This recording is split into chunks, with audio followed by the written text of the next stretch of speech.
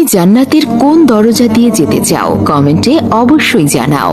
জান্নাতের 8টি দরজা আছে। প্রথম দরজা বাব আল জিকির। এই দরজা দিয়ে সেই সব মুসলমান প্রবেশ করবে যারা আল্লাহর জিকির করে।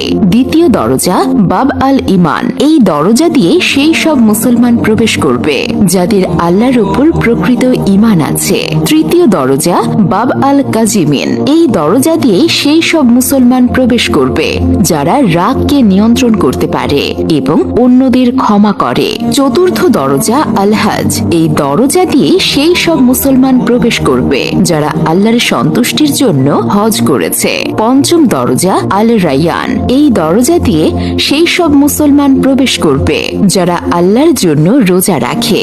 ষষ্ঠ দরজা আল সাদাকা।